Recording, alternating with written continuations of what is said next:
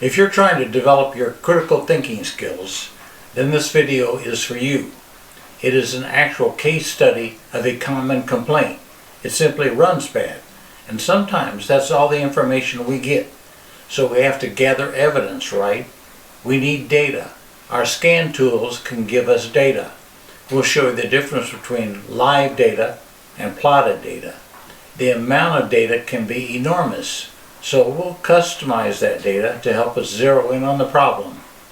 But is that data legit? Well, we'll test the data to find out if it's real. Then the critical thinking part is where we use human logic to interpret or translate all of that data. So here we go. Now when I talked to the vehicle owner, they said three things. One, it seems like the gas mileage is just getting worse. It's running bad, and the check engine light has been on, but just recently it started flashing. That's really the only information I could get from him. So right now let's go for a road test. Now I can tell you when we first started driving, it actually ran okay for the first few minutes. There wasn't any kind of a noticeable problem. But now that we've driven, temperature's coming up, we've got a clear problem. Now don't let this go unnoticed. Here's what really happened. It started in open loop, which means no ECM control. It warmed up and switched to closed loop. Now the ECM is in control. This is a big clue. The problem is not mechanical. It is caused by something that the ECM can't control as it tries to balance air-fuel mixture. Now you really can't hear everything in this video, but I'm sitting in a corner at a stop sign and the vehicle's just quivering, just shaking. It feels like a misfire. And if I try to brake torque it,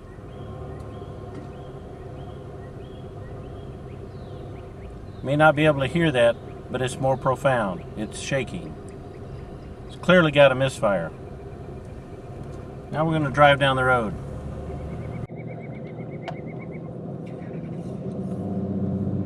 If I try and accelerate hard, it hesitates. It just feels like it just doesn't want to accelerate. I should really be able to take off here. That's with the gas pedal floored to the ground right there, and I'm just not moving that good.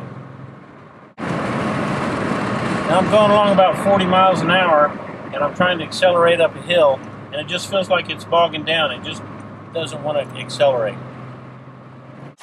Now we're back in the shop from our road trip, and we're going to brake torque this a little bit. So let's take a picture of the engine.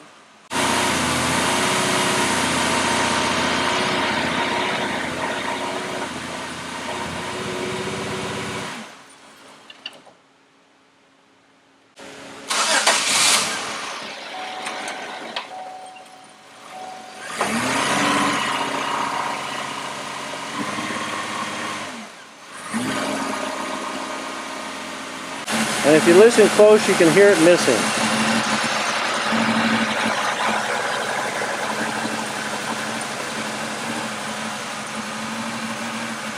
Kind of hard to tell on the video, but it's clearly got a misfire.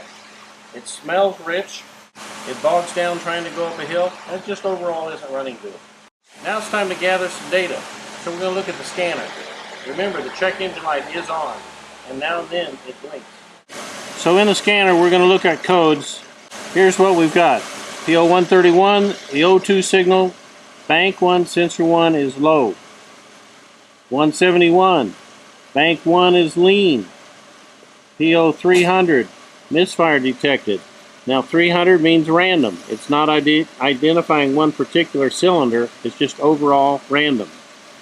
And PO455, the evap system has a large leak.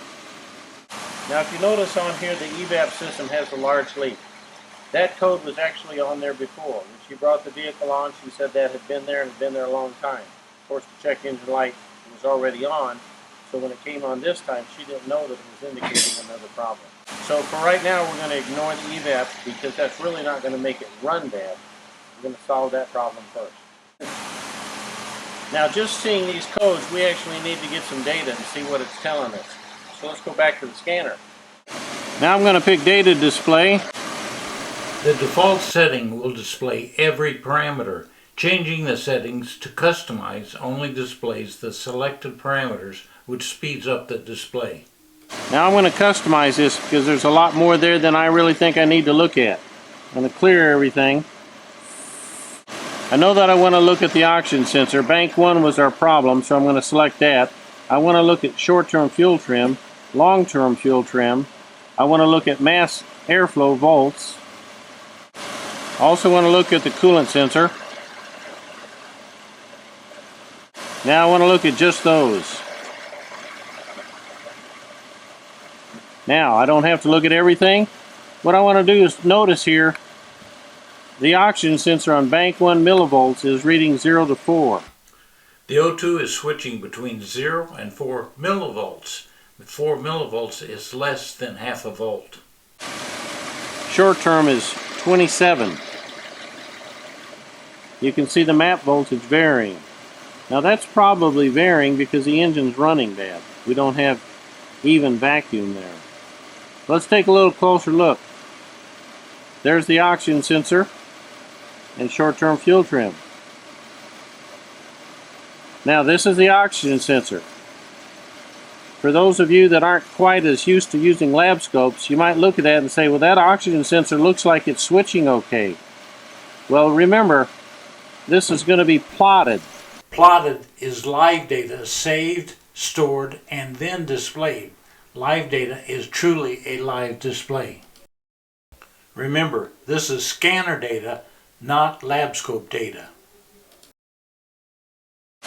So this oxygen sensor is showing 0 to 4 millivolts. Halfway point on an oxygen sensor is 500 millivolts. Now the reason that this is actually showing 0 to 4 and looks like it's switching because it should be showing 0 to 1 volt with 500 here in the middle. But what it's actually doing, instead of being low, it's actually broadened it back up. Now if we got this to where it would be normally reading, you'd have 0 here and you'd have 1 volt up here with 500 millivolts in the middle. So don't be deceived just by the physical appearance. Also look at your data. We're only reading a maximum of 4 millivolts. Now our short-term fuel trim is reading 27. Short-term fuel trim should be hovering somewhere around 0. Now if you look at the long-term and the short-term, both of these are very high. So they are indicating that the computer is trying to add lots and lots of fuel. If you look at the oxygen sensor, it is very, very lean. So the computer is saying that the one bank of the engine is very lean. Therefore, it's trying to add fuel. Now let's go back out of here and let's look at Misfire data. Now if you look at our Misfire data, here's our current cylinder 1, 3, and 5. There's the values. And here's the history or the historical count. You can see they're significantly higher. Now if we go over to cylinders 2, 4, and 6, you can see the current and the historical values. So you can see why the computer is saying a PO300, because every cylinder is misfiring. And they're fairly high numbers, but these are very high. Now we know a couple things. One, the engine is very, very lean. The oxygen sensor is down to 4. That's indicating very, very, very lean. Now we also have a misfire, a random misfire. Very easily we could say, well, we got a misfire, maybe we got a bad spark plug or a bad coil. But if the coil or the spark plugs weren't firing, would that create a lean condition? That's a good question. If air and fuel was being pumped into the cylinders, but the spark was not firing because of a plug or a coil, that unburnt fuel would be going out the exhaust, and you'd have a rich condition instead of a lean condition. But we have a lean condition. So at this point, we really can't rule out anything, but the first thing we're not going to look at is ignition. At this point, what we're going to try and do then is look at the things that could cause it to run that lean. 4 millivolts on the oxygen sensor and 27 on the short-term fuel trim. The oxygen sensor is reporting very, very lean, and the computer through fuel trim is adding lots and lots of fuel. What could cause that? Now we've actually narrowed it down to just O2s and short-term and long-term. So I want to actually look at my O2 sensor and my short-term sensor 2 and the long-term. The ones I'm primarily looking at right now is the short term of 27 and my oxygen sensor at 4 millivolts. Now one thing I want to know with the oxygen sensor reading 4 millivolts is whether or not that's truthful, whether or not it's really 4 millivolts. Of course, you could just Google it, but let's get some proof. So as you know, we can actually drive an oxygen sensor to report rich or fuel. What we want to do is force that oxygen sensor lean or rich so that we can see if when we are making it do something that is actually reporting good information to us. So how are we going to do that? First thing we're going to do is force it lean. Best place to do that is the brake booster. Now we're going to pop the brake booster loose. And you can see we're creating a major lean leak here. And what's the oxygen sensor reading? It hasn't changed. Now probably the easiest way I like to try and add fuel is propane. Now propane will burn in an engine just like gas will. So you can simply get yourself a propane tank and they make these nice little devices. But once you actually open the propane tank, then you can control it here and you can actually open it and let propane come out of here or close it off. You can vary the amount of propane that you actually inject. So we're going to inject some propane into here. You need a direct intake vacuum source. Probably the easiest one here is the fuel pressure regulator. Now this is actually creating vacuum. You can see that it's creating vacuum. So what I'm going to do is put this in here and I'm going to open it up and allow propane to go. Now if you watch the meter again, watching the O2 sensor, we're adding fuel and that oxygen sensor is not seeing it. Now I'm adding enough fuel that you can hear the engine stumbling. It's getting very, very rich, but this oxygen sensor is not reporting it, and the short-term fuel trim is still adding fuel. So we put that vacuum lead back on the fuel pressure regulator. It's a very good way to be able to add fuel to try and force that oxygen sensor rich to see if the oxygen sensor is going to respond. Now to gather a little bit more evidence, what we can do here is actually unplug the oxygen sensor.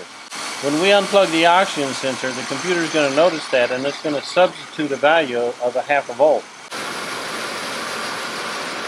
Now I unplugged the oxygen sensor and you can see it immediately went to 447 or about a half a volt. And you saw the response there.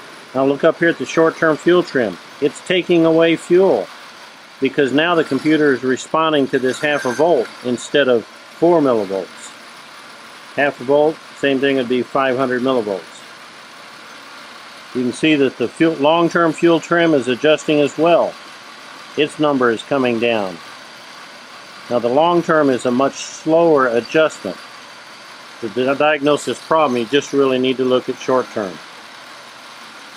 Now with the oxygen sensor unplugged, we can accelerate the engine. And now it has good acceleration. When we plug the oxygen sensor back in, you can see it went down to 0 millivolts, and the short-term fuel trim is adding fuel. It now is reading this as 0 or very low millivolts. It's maxing out, adding all that fuel. So we've road tested, confirmed the complaint, we've looked at all the data, we've gathered evidence, and we found some very clear and convicting evidence that that oxygen sensor is not reporting, even when we try and force it to. So before we can go any further, we got to make sure our sensors are actually working. We're going to replace the oxygen sensor and see what happens. Now we replace the oxygen sensor. We turn the key on, so I'm going to have to reset my parameters, what I want to look for.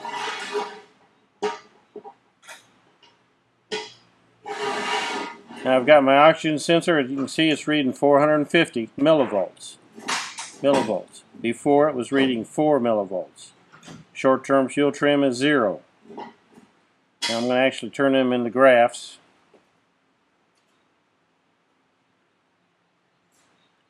So my oxygen sensor is reading 450. Now before, if you remember, it was reading 0 to 4. Now this is a plotting graph, so it's going to plot between its high and low. Our minimum is 440, 460, and the maximum, or 447. So it's going to actually plot that.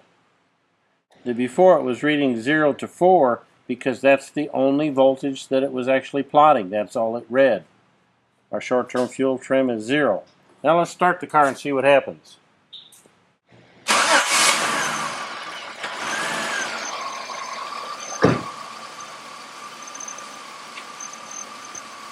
Now you can see our oxygen sensor is beginning to warm up. It's replotting.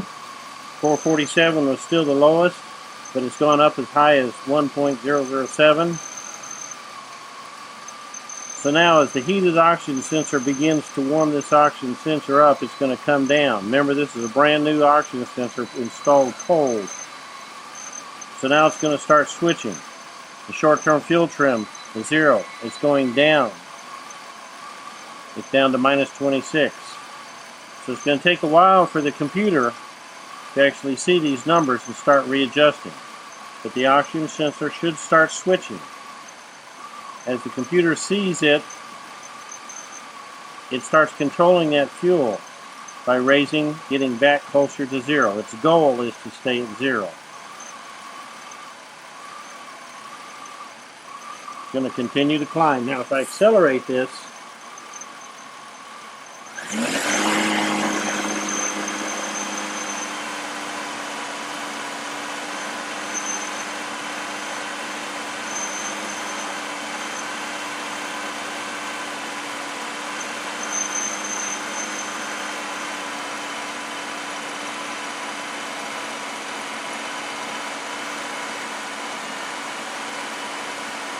as you can see, as I accelerate it, my oxygen sensor is switching, and the short-term fuel trim suddenly went to pulling away fuel because I accelerated it. I immediately dumped some fuel in there. Now it's beginning to bring it back up slowly, trying to get it closer to 0. The oxygen sensor was reporting an extremely lean engine, so the computer was adding fuel in an attempt to balance the fuel mixture. This was causing poor fuel mileage, random misfires, and no power. A new oxygen sensor fixed it. The point of this whole video series is to point out the fact that we need evidence. We shouldn't just throw parts at it because we have a hunch. We need to understand the system, get the knowledge, gather the evidence, and let the evidence lead us to the problem.